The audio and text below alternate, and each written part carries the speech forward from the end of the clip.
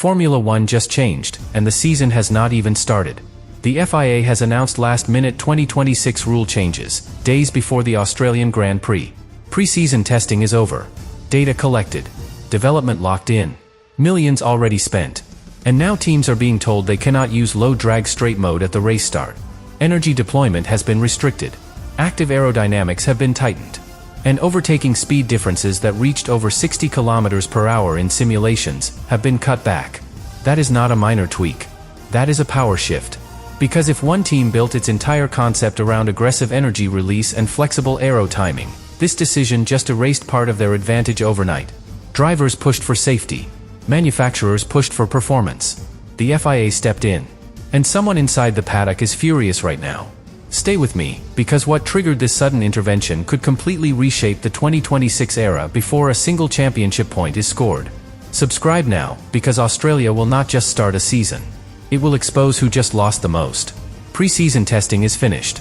There is no more room to experiment. No extra session to try a different energy map.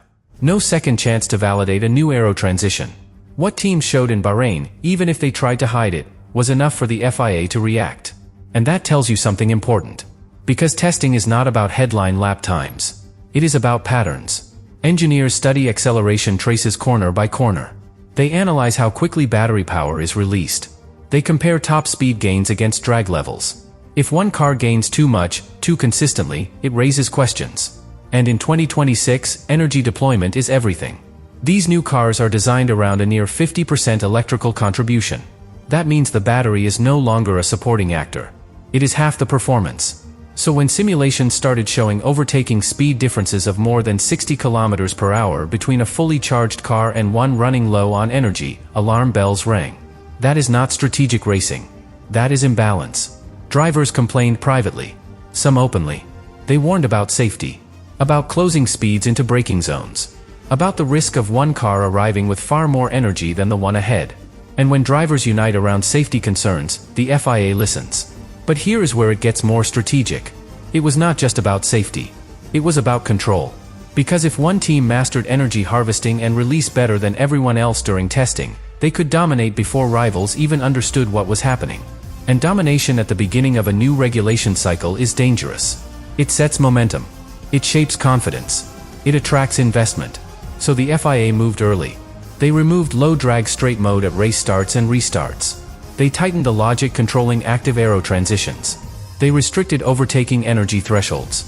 Not dramatic enough to force redesigns, but significant enough to erase extreme advantages. And now every team heading to Australia faces the same reality.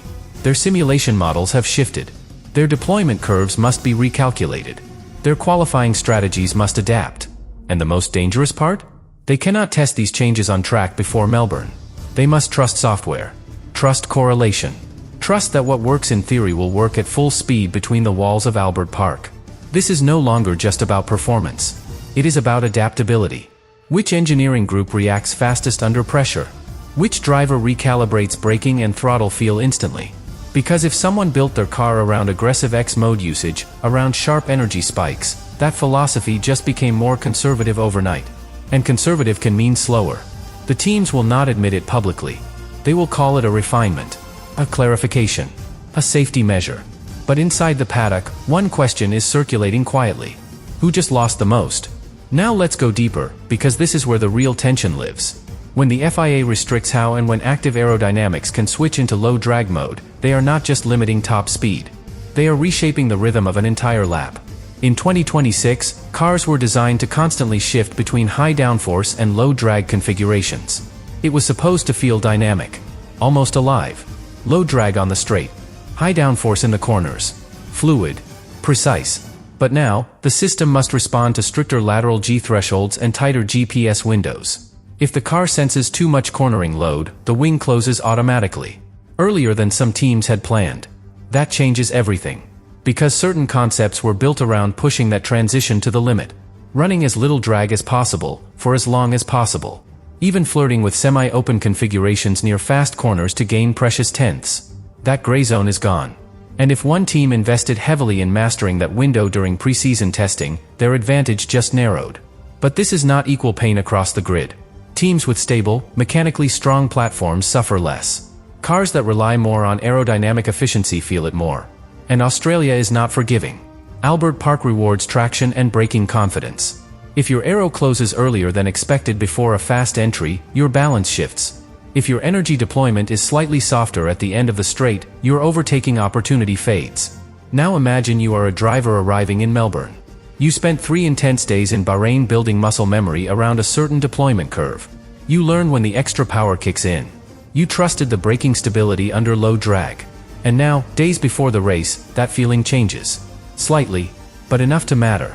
Confidence in Formula One is microscopic. Lose a fraction, and lap time disappears. And this is why the timing hurts. Because preseason testing is over. There is no additional validation run.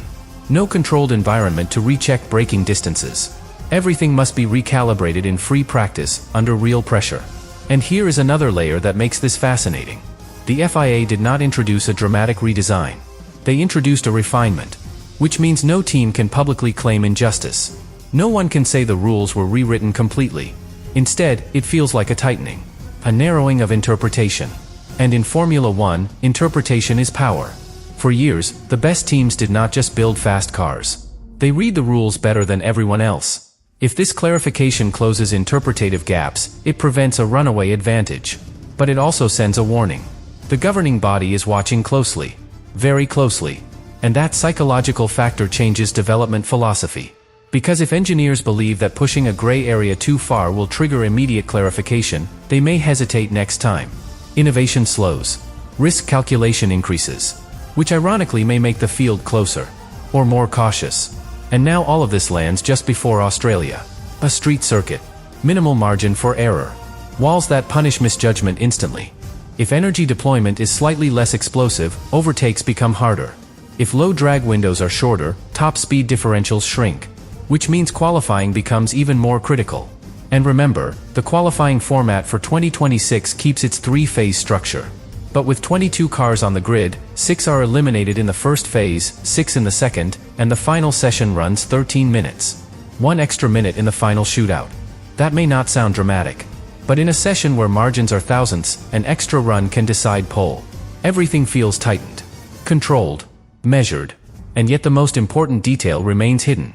Because we still do not know which team triggered the FIA's concern. Was it a traditional powerhouse? A manufacturer preparing to make a statement in the new era? Or an unexpected contender who found something special in the gray zones? Melbourne will not tell us directly. But it will show us something subtle. If a team that looked explosive in Bahrain appears slightly restrained. If overtaking feels less extreme than predicted. If straight-line dominance is smaller than expected. Then we will know. Not who was punished. But who was adjusted. And in Formula One, sometimes the difference between dominance and parity is just one clarified sentence in a rulebook. Australia is about to reveal how powerful that sentence really was. But there is one more layer to this story, and it might be the most important one. Because while everyone is focused on Australia, on turn 1, on overtakes, on qualifying pace, the real battle is about the future. 2026 is not just another regulation cycle. It is the beginning of a new power era. New manufacturers entering. New electrical balance. New aerodynamic philosophy. And whoever wins early gains more than points. They gain narrative. They gain belief. They gain momentum that can last for years. That is why this FIA intervention feels strategic. If one team had emerged from preseason testing with a clear, almost untouchable advantage in energy deployment, the entire championship arc could have tilted before round 1. Sponsors notice that. Manufacturers notice that. Drivers notice that. Confidence becomes currency. And once it starts compounding, it becomes very hard to stop. So the FIA did something subtle but powerful. They stabilized the launch. They reduced extreme deployment spikes. They removed low drag mode from the most chaotic phase of the race. They tightened wing flexibility checks. They announced a future engine compression test to close potential loopholes after the 7th race. Individually, each change sounds reasonable. Collectively, they send a message. No one will run away unchecked. But here is the paradox. By preventing one team from potentially dominating too early, the FIA may have created a new kind of pressure.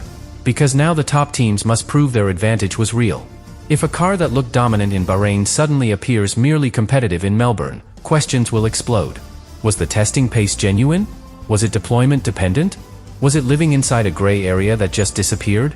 And silence from the paddock right now is telling. No major protests. No dramatic public outrage, which often means discussions happen behind closed doors. Technical meetings, data reviews, quiet negotiations. Because the last thing Formula One wants at the start of a revolutionary era is controversy about legality. They want competition. They want unpredictability. They want close fights that look organic. Australia is about to be the first real measurement of that balance. And remember something critical. Teams cannot redesign fundamental architecture in a week. If a concept leaned heavily into aggressive X-mode usage, into extreme energy deltas, into flexible aero behavior, that philosophy cannot be reinvented overnight.